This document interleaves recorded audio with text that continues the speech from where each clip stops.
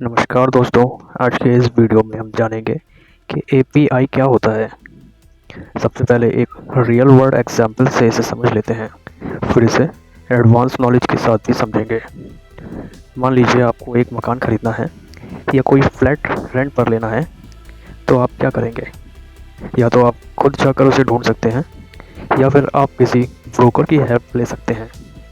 Broker के पास बहुत बड़ी लिस्ट होती है जिसमें सारे रिकॉर्ड्स होते हैं कि कौन सा फ्लैट या हाउस अवेलेबल है सेल के लिए और उसका क्या एड्रेस है और क्या प्राइस है। उनके पास ये सभी रिकॉर्ड होता है। एपीआई भी किसी ब्रोकर की तरह ही काम करती है। मान लीजिए आपको एक वेबसाइट बनानी है और उसमें एसएमएस ऑथेंटिकेशन का फीचर इम्प्लीमेंट करना है, तब आपको क्या करना होगा? दोस्तों, बहुत सारे एसएमएस बल्क प्रोवाइडर होते हैं, उनसे आप कांटेक्ट करेंगे और आप बताएंगे कि आपको मंथली इतने एसएमएस सेंड करने हैं। इसके लिए वो आपको एपीआई बनाकर देंगे।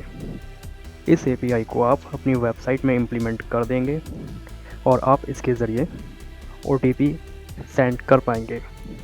इसके अलावा एक और एग्जांपल मैं आपको देता हूँ। मान लीजिए आपको अपनी वेबसाइट में मैप्स यूज़ करना है। इसके लिए आप गूगल मैप की एपीआई को यूज़ कर सकते हैं। Google maps rest API provide कराता है और इसका यूज़ करके आप अपनी वेबसाइट के किसी एक सेक्शन में आपका एड्रेस शो करा सकते हैं। ये आपकी वेबसाइट के किसी सेक्शन में एक मैप शो करेगा जिसमें आपका ये एड्रेस पिन किया हुआ होगा। ये मैप भी लगभग वैसा ही काम करेगा जैसा रियल गूगल मैप काम करता है। अगर एपीआई नहीं होता तो बहुत सारे नए स्टार्टअप जैसे यात्रा.com, आईवीवो, ट्रिवागो, मेक माई ट्रिप और भी बहुत सारे, जहाँ पर आप फ़्लाइट बुक करते हो, होटल्स बुक करते हो वगैरह वगैरह, ये सब आज एग्जिस्ट ही नहीं कर रहे होते। बहुत सारी जगह पर आप साइन इन का फीचर देखते हो, जैसे कि साइन अप वाया फेसबुक या फिर sign up via Google plus या साइन अप वाया गूगल।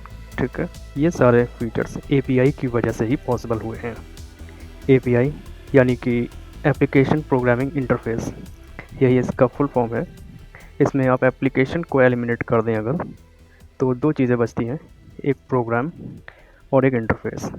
यानी कि एक ऐसा प्रोग्राम लिख सकते हैं जिसके इंटरफेस को आप यूज़ कर सकते हो किसी थर्ड पार्टी एप्लीकेशन के अंदर।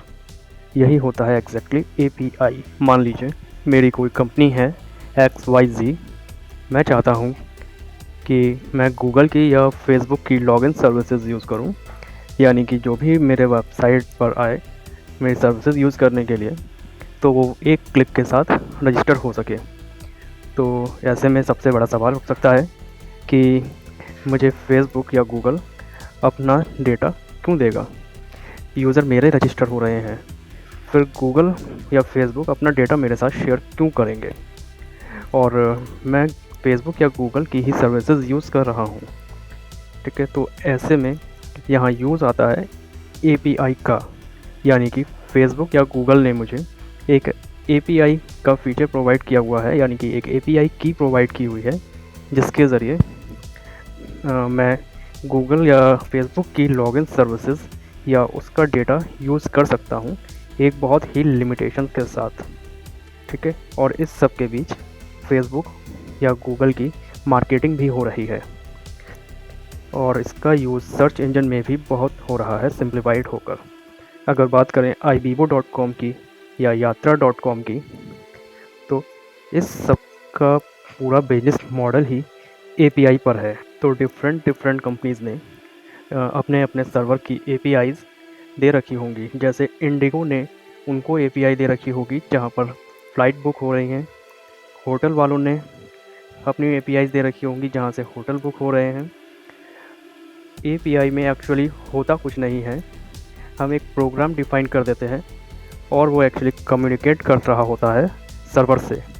लॉगिन फीचर की बात करें तो मान लीजिए कि फेसबुक ने एक प्रोग्राम डेवलप कर दिया, वो कम्युनिकेट कर रहा है फेसबुक के सर्वर से और डेटाबेस से। लेकिन जो थर्ड पार्टी एप्लीकेशन है, जैसे मेरी कंपनी को एक्सेस चाहिए उनके डेटाबेस का, तो वो सेफ़ नहीं है। बट हमें लॉगिन करने के लिए, यूज़र्स को लॉगिन कराने के लिए उनके डेटाबेस की ज़रूरत है। उसके बीच में आती है एपीआई। ये एपीआई हमारी ये प्रॉब्लम सॉल्व करती है। मुझे उनके डेटाबेस का एक्सेस ना मिले, बट मैं उनके डेटाबेस की चीज़ें यूज़ कर सकता हूँ। तो एक एपीआई कोड से ज़्यादा कुछ नहीं होता है, जो कि हम सेट करते हैं ताकि हम लोगों का जो सेंसिटिव डेटा है वो एक्सपोज ना हो पाए थर्ड पार्टी के बीच में। एपीआई के स्ट्रक्चर की बात करें तो एपीआई में कॉल कलेक्टर 3 टाइप के होते हैं। पहला HTTP हेडर, दूसरा HTTP रिक्वेस्ट और तीसरा स्टेटस कोड या रिस्पॉन्स कोड। HTTP हेडर में आता है ऑटोमेटाइजेशन और रिस्पॉन्स टाइम, यानी कि कितने टाइम या सेकंड में आपको इसका रिस्पॉन्स मिल रहा है। HTTP रिक्वेस्ट में 7 चीज़ें होती हैं: post, put, get, delete, connect, head, options. Status code या रिस्पॉन्स कोड करीब 100 से भी ज़्यादा टाइप्स के होते हैं, इसलिए उन्हें इस वीडियो में डिस्क्राइब करना पॉसिबल नहीं है। आप चाहें तो गूगल सर्च करके इजीली चेक कर सकते हैं। यूजुअली हमें जो एपीआई दिखती है वो जेसन फॉर्मेट में या XML फॉर्मेट में होती है। अगर आपको नहीं पता जेसन के बारे में, तो मैंने पहले ही जेसन पर एक कंप्लीट वीडियो बनाया हुआ है, जिसका लिंक मैंने डिस्क्रिप्शन में दे दिया है। इसके अंदर भी 2 तरह की एपीआई होती हैं।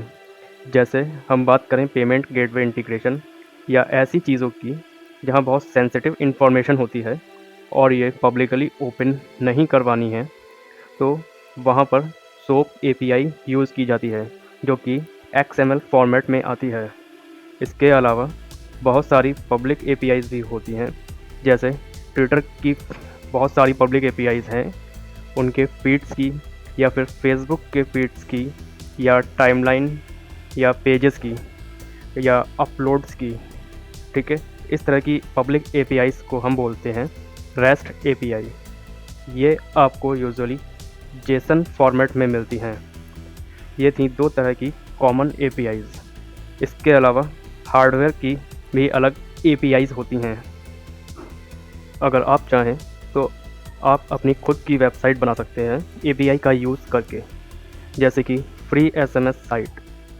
आप वर्क SMS की सर्विस परचेज़ करके उसकी एपीआई अपनी वेबसाइट में इंटीग्रेट करवा दीजिए और तब लोग आपकी वेबसाइट के थ्रू SMS कर पाएंगे और इस तरह क्रिएट हो जाती है एक फुली फंक्शनल वेबसाइट। पूरा वीडियो देखने के बाद आपको समझ आ गया होगा कि एपीआई ओनली एक प्रोग्राम या कोड है जो 2 एप्लीकेशन या वेबसाइट के बीच कम्युनिकेशन करता है। ठीक वैसे ही जैसे एक मैसेंजर एक मैसेज को दूसरे तक पहुंचाता है, एपीआई भी क्लाइंट से ली गई रिक्वेस्ट को सर्वर तक पहुंचाता है और सर्वर का रिस्पॉन्स क्लाइंट तक पहुंचाता है। ये कोई डेटाबेस नहीं है, लेकिन डेटाबेस से ली गई जानकारी आपको पहुंचाता रहता है। उम्मीद है इस वीडियो के ज़रिए आपको एपीआई का कॉन्सेप्ट समझ आ गया होगा। अगर आप टेक्नोलॉजी से रिलेटेड किसी और टॉपिक पर वीडियो चाहते हैं तो आप कमेंट करके बता सकते हैं। तो मिलते हैं नेक्स्ट वीडियो में, तब तक के लिए गुड बाय।